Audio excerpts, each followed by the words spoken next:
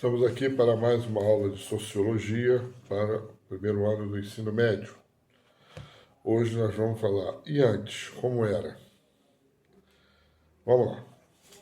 Se houve tantas mudanças na chegada dos tempos modernos, cabe abrir um parêntese e perguntar como era a vida dos europeus no período anterior. É claro que ao longo dos séculos que durou a Idade Média, nem tudo permaneceu sempre igual. Mas alguns traços foram característicos desse longo período, e são eles que nos interessam. Como as pessoas se ocupavam, como se relacionavam, quem detinha o poder, que força afinal tinha a Igreja Católica. Enfim, como estava organizada a sociedade. Os livros de história, mais uma vez, vêm nos esclarecer. A sociedade medieval era composta basicamente de três ordens: o clero, a nobreza e os camponeses. O clero surgiu com a cristianização e o fortalecimento da igreja na Europa. A nobreza era formada essencialmente por guerreiros, vassalos de nobres mais poderosos, seus suceranos, aos quais deviam fidelidade. Em troca, estes lhes deviam proteção e retribuição, em geral concedida sob a forma de uma terra chamada feudo, cuja posse se tornava hereditária. Por seu lado, os camponeses eram servos dos nobres, senhores feudais. Um aspecto importante é que a sociedade medieval praticamente não havia mobilidade social. Isso significa que quem nascesse camponês provavelmente morreria camponês, como seu pai e seu avô, e quem nascesse de uma família de um nobre, proprietário de terras, dificilmente veria sua condição se alterar. Por isso, a sociedade medieval pode ser chamada de estamental. Trata-se de um tipo de estratificação social em que as diferentes camadas ou estamentos não chegam a ser tão rígidas quanto as castas, nem tão flexíveis quanto as classes sociais. Na Idade Média, havia ainda um outro tipo de mobilidade. A maioria das pessoas nascia e morria no mesmo lugar.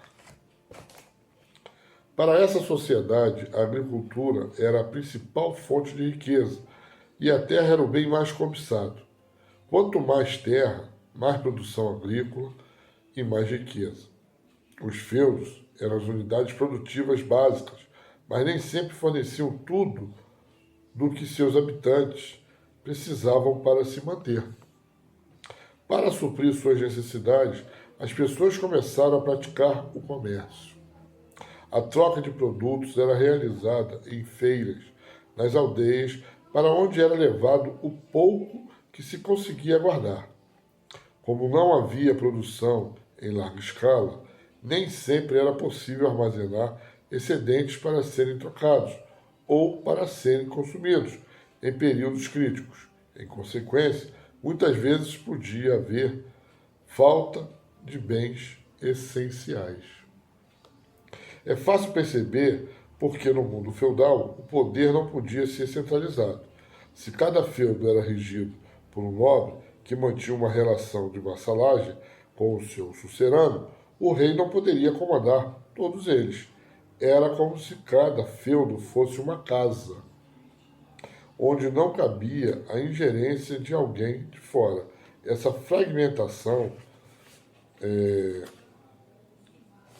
facilitava a ação centralizadora da Igreja Católica, pois apenas a religião atravessava todas as barreiras. Vassalo ou sucerano, senhor ou servo, todos estavam submetidos aos mandamentos de Deus, de que a Igreja era porta-voz. Tal forte era o poder da Igreja na organização da vida em sociedade que muitos historiadores se referem à Europa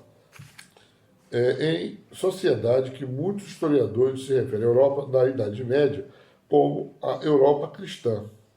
A importância da religião católica ajuda, assim, a entender a mentalidade da sociedade medieval. Deus era o centro e a explicação de tudo.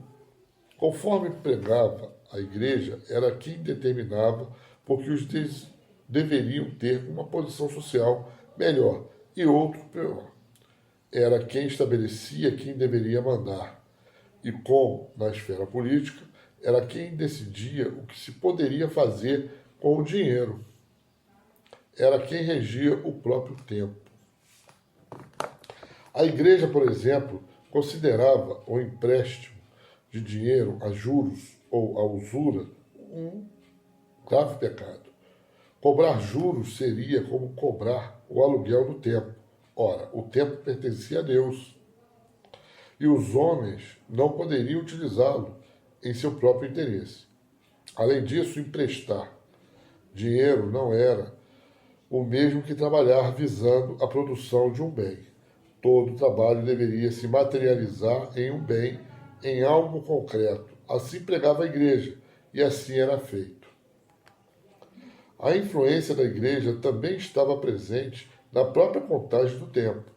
Da mesma forma como o calendário anual se baseava nas festas e atividades religiosas, o dia era dividido de acordo com as horas canônicas, ou horas das orações, que variavam segundo as estações. Assim, no inverno, quando o sol demora mais a aparecer, a hora da Ave Maria era mais tardia. No verão, a hora das matinas era antecipada. Os clérigos procuravam ensinar aos fiéis que o mundo, por ser criação de Deus, só podia ser por ele modificado, não cabendo aos homens e mulheres transformar o que ele haveria feito. A crença ao início do que o mundo é assim porque Deus assim o fez confere sentido à imobilidade, certo? Social que prevaleceu no cenário medieval. Certo? É verdade que no século XVI a Igreja Católica sofreu um grande abalo com a Reforma Protestante, mas sua pronta reação ao protestantismo lhe permitiu reconquistar ideias, fiéis também, e houve uma renovação da espiritualidade. Embora a cristandade tenha ficado dividida, em grande parte da Europa a Igreja Católica manteve seu poder. É importante a gente colocar aqui que nós não estamos aqui julgando, nem fazendo críticas diretas a qualquer valor social da época, dentro tudo das suas sociabilidades evoluídas no momento. Mas a Igreja Católica, ela tinha esse poder.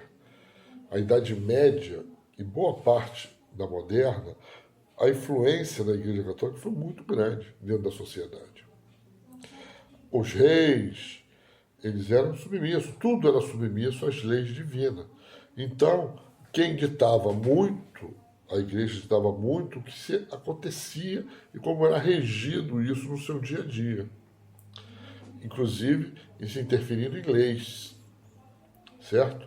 Então, vocês tiveram um panorama dessa parte, né, dessa iniciação aí social, né, da Idade Média, e vocês sentirem como a influência de um pensamento filosófico ele influencia no comportamento social momentâneo, ou seja, da época. Perfeito? Então, na próxima aula nós vamos dar continuidade falando sobre o comércio e as cidades, tá? Fazendo essa comparação dos tempos modernos, que é o nosso assunto. Então, nós estamos fazendo uma ideia medieval e tentando trazer para o momento atual nosso. Perfeito? Então, até a próxima aula.